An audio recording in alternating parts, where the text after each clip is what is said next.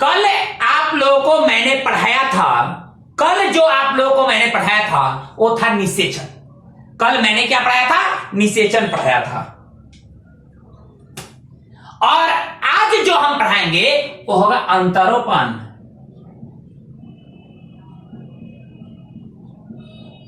अंतरोपण, अंतरोपण अर्थात इम्प्लांटेशन। क्या पढ़ेंगे हम लोग? इम्प्लांटेशन।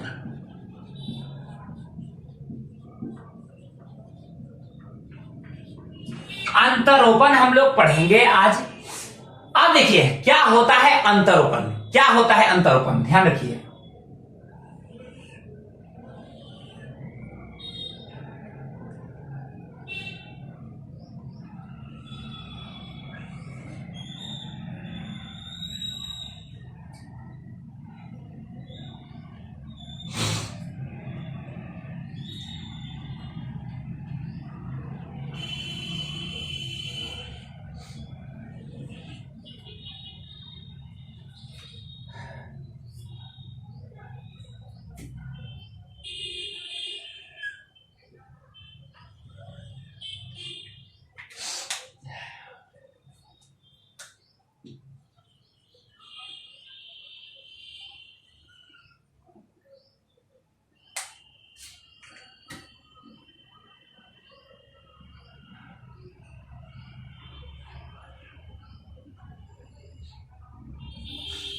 अब देखिए ये है आपका अंडाशय, ये है डिंबवाहिनी नली, ये दोनों तरफ, ये है गर्भाशय, ये है योनि, ये पूरा एक मादा जनन तंत्र है। क्या है? मादा जनन तंत्र है।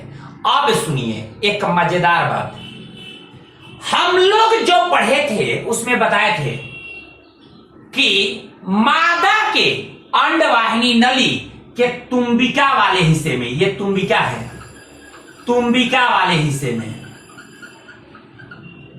निषेचन होता है। क्या होता है? निषेचन। यहां एक अंडाणु शुक्राणु से मिल गया, एक शुक्राणु कहिए जाकर के अंडाणु में एंट्री कर गया और यहां निषेचन हुआ। निषेचन तक हम लोग पढ़ लिए थे। अब देखिए इसमें होता क्या क्या है और होता कैसे है, इस बात को ध्यान रखिए। अब यहां निषेचन हुआ, निषेचन के बाद अब एक निषेचन के बाद क्या बनेगा? जाइगोट बनेगा। क्या बनेगा बच्चों? जाइगोट। निषेचन के बाद क्या बनेगा? जाइगोट बनेगा, जिसको युग्मनज कहते हैं हिंदी में। युग्मनज का निर्माण होगा। तो चलिए देख लेते हैं, यहां पर देखते हैं।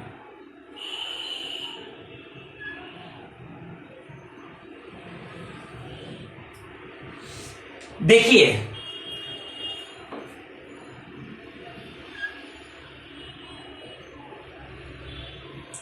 देखिए क्या स्थिति है। निषेचन जैसे ही हुआ, निषेचन के बाद कोरोना रेडिएटा समाप्त हो जाता है।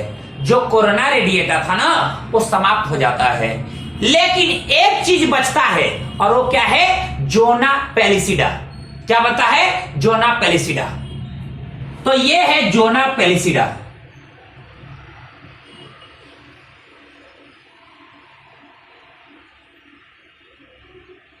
जोना पेलिसिडा, ये है जोना पेलिसिडा। अब देखिए, और ये आपका जाइगोट है, यानी युग्मनज। जाइगोट अर्थात युग्मनज, ये है आपका जाइगोट अर्थात युग्मनज। आपको पता है कि जनन कोशिका अवगुणित होती है। क्या होती है? अवगुणित। जब एक जनन कोशिका अवगुणित है, नर जनन कोशिका अवगुणित है, मादा जनन कोशिका अवगुणित है, आकर के मिल गए तो अवगुणित और अवगुणित मिल गए तो क्या हो जाएगा बच्चों? द्विगुणित होगा। क्या होगा? द्विगुणित। ध्यान रखिएगा, यानी युग्मनज क्या हो जाएगा? द्विगुणित। अब ये द्विगुणित हो गया, यानी 2n के फॉर्म में आ गया। आ गया ना? 2n के फॉर्म में आ गया। कौन? ये जाइगोट। जाइगोट किस फॉर्म में आ जाता है? 2n के फॉर्म में आ जाता है। अब देखिए ये 2n के फॉर्म में आ जाता है जाइगोट, तो इसमें कौन सा कोशिका विभाजन होगा? समसूत्री कोशिका विभाजन होगा। कौन सा कोशिका विभाजन होगा बच्चों? समसूत्री कोशिका विभाजन होगा। कौन सा कोशिका विभाजन होगा? समसूत्री कोशिका विभाजन होगा। किसमें? जाइगोट में। जाइगोट में कौन सा विभाजन होगा? समसूत्री कोशिका विभाजन होगा। ये डिप्लॉयड है या हेप्लॉयड है? डिप्लॉयड है, मतलब द्विगुणित है, 2n के फॉर्म में है। अब देखिए, जाइगोट को हम एक और नाम से जानते हैं। जाइगोट के कोशिका को हम एक और नाम से जानते हैं। इसको कहते हैं टोटीपोटेंट सेल। इसको कहते हैं टोटीपोटेंट सेल। टोटी लिखना, पोटी मत लिखना।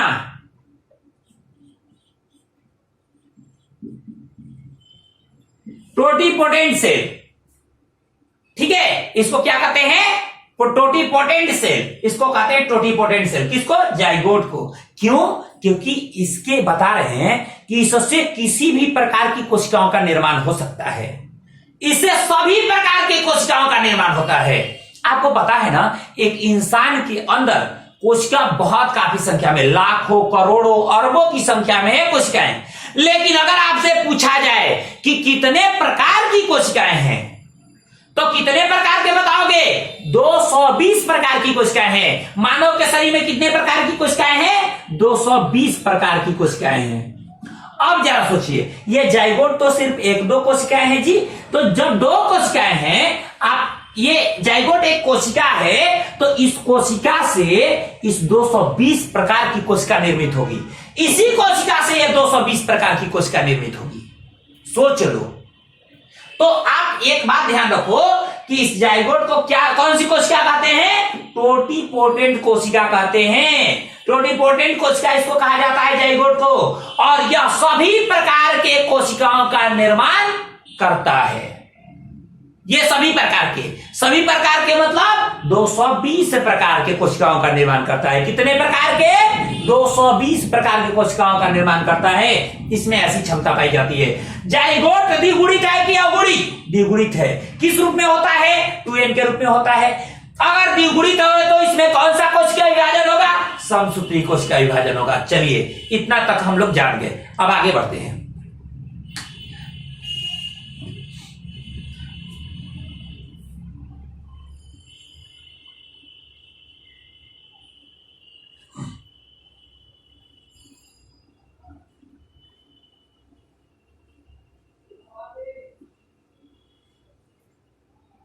अब देखो बच्चों, ये क्या था? ये कोशिका था। ये क्या था? ये था आपको जोना पेलिसिडा।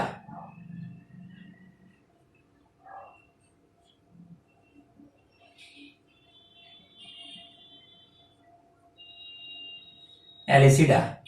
और ये क्या है? आपको जाइगोट है।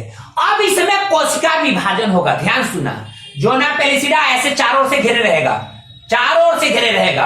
जब चारों ओर से घेरे रहेगा, तो अब यार सोचो, यहां पे क्या स्थिति आ गई कि यहां पर कोशिका विभाजन शुरू हुआ। कौन सा कोशिका विभाजन शुरू होगा? समसूत्री कोशिका विभाजन। कौन सा कोशिका विभाजन? समसूत्री कोशिका विभाजन शुरू होगा। तो यहां पर 2 से 4, 4 से 8 ऐसे कोशिका निर्मित होगी। अब देखिए, इतना ही, इसका आकार इतना ही रहेगा, बढ़ेगा नहीं। तो एक बात जरा सोचिए, इतना ही, ये एक कमरा है, ठीक है, ये एक कमरा है। इस कमरे में अगर लोगों की संख्या बढ़ रही है, मान लेते हैं एक कमरे में लोगों की संख्या बढ़ रही है, अगर 50 लोगों को एक ही कमरे में डालना हो, 10 बाई 10 का कमरा है, तो समझ लीजिए कि वो या तो बहुत छोटे छोटे और पतले पतले होने चाहिए, ठीक है। अब ऐसे अगर रहेगा, हाथी जैसा, गधा जैसा ऐसे रहेगा, तो बताइए 4 गो में रूम बुक ऐसे हो जाएगा। कुछ लोग होते हैं एकदम ऐसे हेल्दी टाइप से, हाथी टाइप से एकदम। अब उसको एक कमरे में अगर सोने के लिए कह दिया सुतो, तो आधा कमरा वो छेक लेता है, घेर लेता है, आधा रूम घेर लेगा। अगर वो घुलाट कर सोता हो तो समझिए पूरा रूम उसको ही चाहिए। ऐसी स्थिति होती है। कुछ लोग ऐसे होते हैं, कुछ लोगों को तो हम ही देखे हैं एकदम हाथी जैसा, ठीक है। और बेचारे कुछ लोग होते हैं बेचारे एकदम दुबले पतले। अब हम लोग जैसे लोग अगर 10x10 के कमरे में रहें तो 20-25 आ जाएंगे। लेकिन अगर मान लेते हैं अब आप ही लोगों में से कोई हो जो कि हाथी जैसा हो एकदम, अब वैसे लोगों को हम एडजस्ट कराएंगे तो कब आएंगे? 4 गो 5 गो आएंगे, 4 गो 5 गो आएंगे। क्यों? खुदे हाथी जैसा है, तो कहां से आएगा भाई?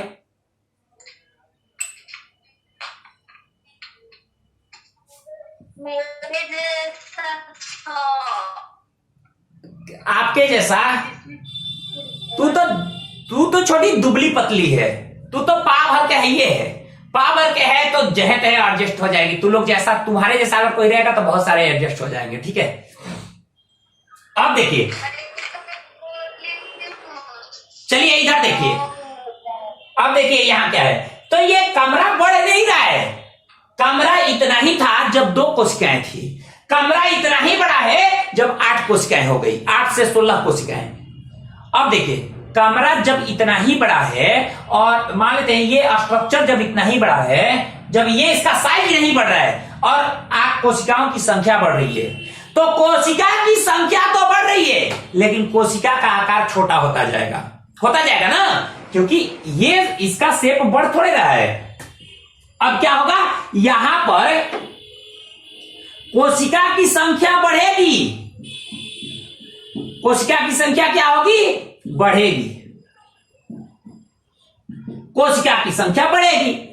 लेकिन ध्यान रखिएगा, कोशिका की संख्या तो बढ़ रही है लेकिन कोशिका का आकार छोटा होता जाएगा, कोशिका का आकार छोटा होगा, क्योंकि कोशिका का आकार अगर छोटा न हो तो एडजस्ट कैसे करेगा इसमें? बात समझ में आ रही है ना? जैसे जैसे कोशिका की संख्या बढ़ेगी वैसे वैसे कोशिका का आकार छोटा होगा। जब यहां कोशिकाएं 8 से 16 की संख्या में हो जाएगी तो उसको तूतक बोलेंगे, मोरूला। क्या बोलेंगे? मोरूला, यानी तूतक। जब 8 से 16 कोशिका तक जब पहुंचेगा तो उसको क्या बोलेंगे? मोरूला। हिंदी में क्या बोलते हैं उसको? तूतक। क्या बोलेंगे उसको? तूतक। ध्यान रखिए, तो ये तूतक का निर्माण हुआ।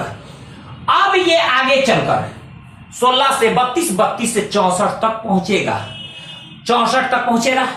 अब 64 तक पहुंच गया, ये है, इसमें 64 कोशिका डालो।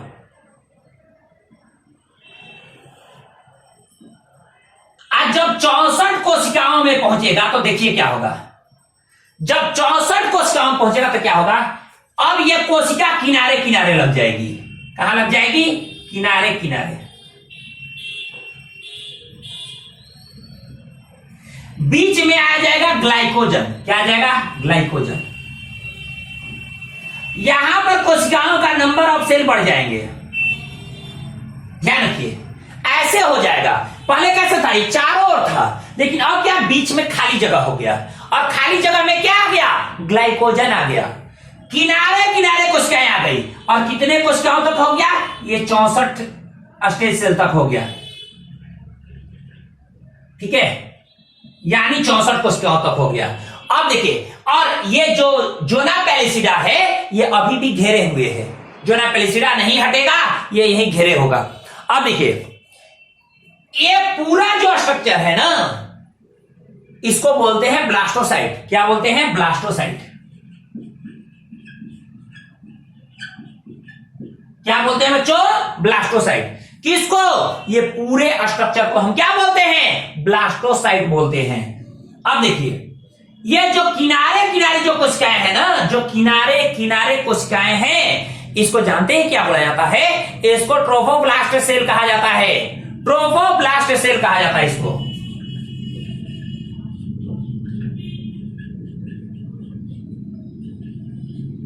ये बड़ा ही इंपॉर्टेंट है ट्रोफोब्लास्ट सेल, आपको बताएंगे हम तुरंत। ट्रोफोब्लास्ट सेल इसको कहा जाता है।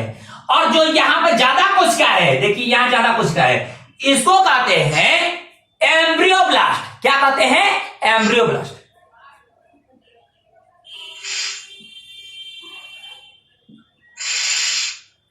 कौन म्यूट नहीं किया है बच्चों?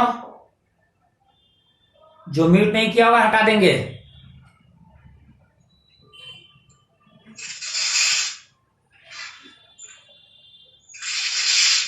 संगम, संगम आपको हम संगम को डिस्कनेक्ट कर रहे हैं हम।